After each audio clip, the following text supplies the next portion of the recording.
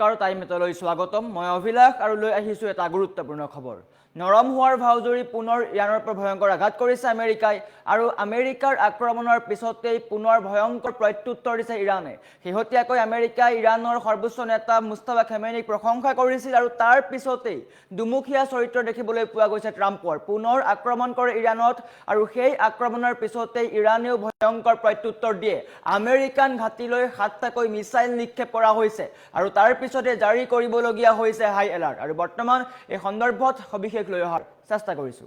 জনাই আছো time 8 war breaking ডাঙৰ খবৰ ট্ৰাম্পৰ পুনৰ দুমুখীয়া চৰিত্ৰ শেহতীয়াকৈ ট্ৰাম্পে ইৰানৰ সৰ্বোচ্চ নেতা মুস্তাফা খামেনিক প্ৰশংসা কৰিছিল আৰু তাৰ পিছতেই ইৰানৰ ওপৰত ভয়ংকৰ আক্ৰমণ নৰম হোৱাৰ ভাউজুৰি ইৰানত আমেৰিকাৰ আঘাত আৰু তাৰ পিছতেই ক্ষুব্ধ হৈ পৰিছে ইৰান আৰু ইৰানৰ ভয়ংকৰ প্ৰত্যুত্তৰ ক্ষুব্ধ ইৰানৰ ভয়ংকৰ প্ৰত্যুত্তৰ দেখিবলৈ পোৱা গৈছে আমেৰিকান ঘাটিক লক্ষ্য কৰিছে 7টাকৈ মিসাইল নিক্ষেপ কৰিছে আমেৰিকান ঘাটিলৈ 7টাকৈ মিসাইল নিক্ষেপ কৰিছে ইৰানে আমেৰিকাৰ আক্ৰমণৰ পিছতেই ইৰানৰ প্ৰত্যুত্তৰ দেখিবলৈ পোৱা গৈছে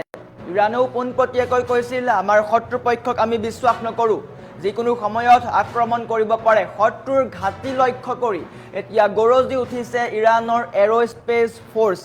কুৱেইট বাহৰেইনত সামৰিক ঘাটিলৈ লক্ষ্য কুৱেইট আৰু বাহৰেইনত থকা আমেৰিকান সামৰিক ঘাটিলৈ নিক্ষেপ কৰিছে মিসাইল ইৰানৰ আঘাতৰ পিছতেই কুৱেইট বাহৰেইনত হাই এলাৰ্ট জাৰি কৰিবলগীয়া হৈছে সমগ্ৰ চৌপাশত সাইৰেনৰ শব্দ শুনিবলৈ পোৱা গৈছে আমেৰিকাই ইৰানৰ চিৰিক আৰু কেছম নামৰ দুটা দ্বীপত আক্ৰমণ কৰিছিল আমেৰিকাই ইৰানৰ উপকূলীয় অঞ্চলত আক্ৰমণ কৰিছিল আৰু তাৰ পিছতেই ইৰানে পুনৰ এবাৰ ভয়ংকৰ হুংকাৰ দিছে যে ষ্ট্ৰেইট অফ হৰমুজ সম্পূৰ্ণ বন্ধ কৰি দিয়া হ'ব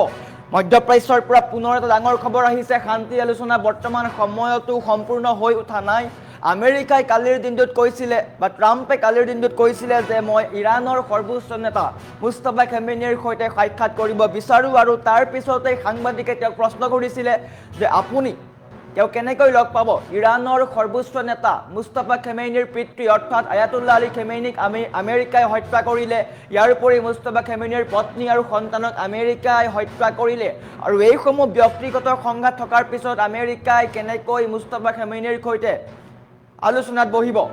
আৰু তাৰ পিছতে ট্ৰাম্পে কৈছিল যে তেওঁ এগৰাকী ভাল ব্যক্তি আমেৰিকা নৰম হোৱা দেখিবলৈ পোৱা গৈছিল কিন্তু সেই নৰমৰ পিছত পুনৰ ইৰানৰ ওপৰত আক্ৰমণ কৰে ইৰানৰ দুটাকৈ উপকূলীয় অঞ্চলত আক্ৰমণ কৰে আৰু সেই আক্ৰমণৰ পিছতো কিন্তু ইৰান মনে মনে বহি থকা নাই ইৰানো ক্ষুব্ধ হৈছে ভয়ংকৰ প্ৰত্যুত্তৰ দিয়া দেখিবলৈ পোৱা গৈছে আমেৰিকাই ইৰানৰ চিৰিক আৰু কেছম দ্বীপত আক্ৰমণ কৰিছিল আৰু সেই আক্ৰমণৰ পিছতে ইৰানে ভয়ংকৰ প্ৰত্যুত্তৰ দিছে কুৱেইট আৰু বাহৰেইনত থকা সামৰিক ঘাটিত লক্ষ্য কৰিছে 7টাকৈ মিসাইল নিক্ষেপ কৰিছে আৰু সেই মিসাইল নিক্ষেপৰ পিছতে সমগ্ৰ অঞ্চলজুৰি জাৰি কৰিবলগীয়া হৈছে হাই এলাৰ্ট বিশেষকৈ কুৱেইটত জনতাক নিৰ্দেশ দিবলগীয়া হৈছে ঘৰৰ ভিতৰত থাকিবলৈ কিয়নো ইৰানে ভয়ংকৰ আক্ৰমণ কৰিছে আমেৰিকান সেনাৰ ঘাটিক লক্ষ্য কৰি 7টাকৈ মিসাইল নিক্ষেপ কৰিছে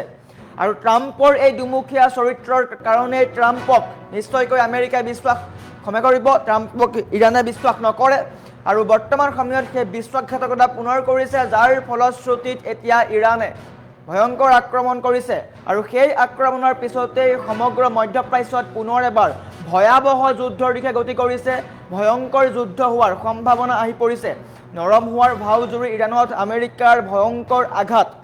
ক্ষুব্ধ ইৰানৰো ভয়ংকৰ প্ৰত্যুত্তৰ দেখিবলৈ পোৱা গৈছে কালিৰ দিনটোত আমেৰিকা নৰম হৈছিল আৰু কিন্তু সেই নৰম হোৱাৰ পিছতে পুনৰ এবাৰ আক্ৰমণ কৰিছে ইৰানত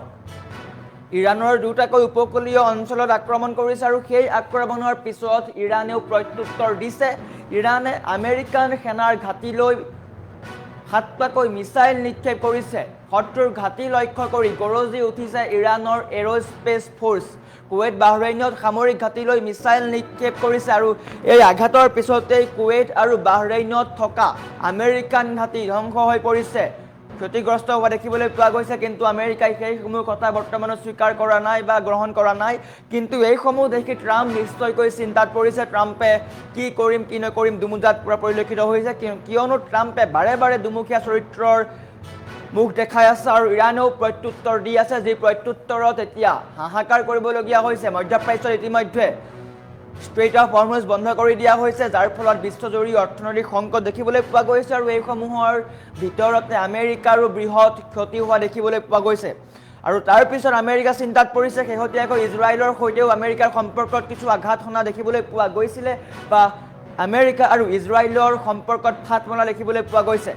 আৰু বৰ্তমান ইৰাণে ভয়ংকৰ প্ৰত্যুত্তৰ দিছে, যি প্ৰত্যুত্তৰৰ পিছতে কুৱেইট আৰু বাহৰেইনত থকা আমেৰিকান সেনাৰ ঘাটিৰ চৌপাশৰ যি অঞ্চল, সেই অঞ্চলত জাৰি কৰিবলগীয়া হৈছে হাই এলাৰ্ট। আৰু এনেকৈ মধ্যপ্ৰাচ্যত